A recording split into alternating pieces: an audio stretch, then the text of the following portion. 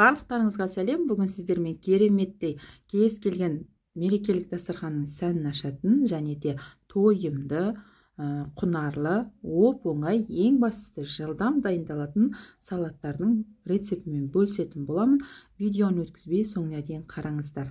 Бізге ол үшін қажет болады алдын ала пісіріп алған ет. Мінекей, осы етті қазір формаға келтіріп турап аламыз. Салатқа қосатын барлық өнімдерімізді бірдей формада тураймыз осылай. Енді бізге қажет болады алдын ала пісіріп алған 3 жұмыртқа. Жұмыртқаның ағынан сарысын ажыратып аламыз. Біз салатқа осы жұмыртқаның ағын ғана қосатын боламыз. Бірақтан қазір соңында сарысы да қажет. Енді жұмыртқаның ағын бір формада турап аламыз. Мінекей. Жұмыртқада дайын. Ендігі кезекте бізге осындай үлкенде бір огурцы қажет болады, яғни қияр. Енді қиярды тура көріп тұрғандарыңыздай осылай турап аламыз.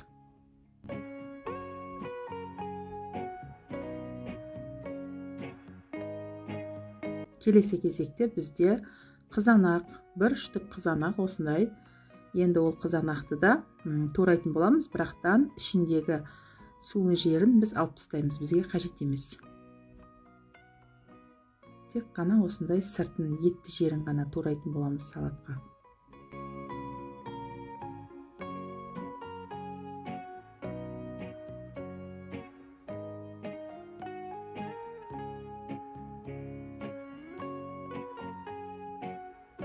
Көріп тұрғандарыңыздай, біздің салатымыз өте тойымды болып келеді және де витаминдерге бай, сондай құнарлы салаттардың бірі.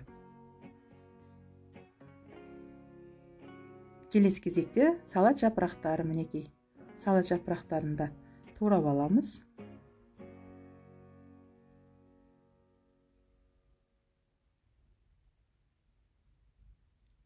Міне өнімдеріміз барлығын турап алдық. Ендігі кезекте тұз қосамыз, сосын осындай жүгері.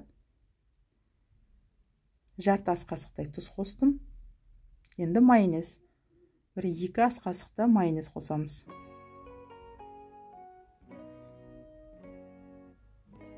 Жақсылап араластырып аламыз.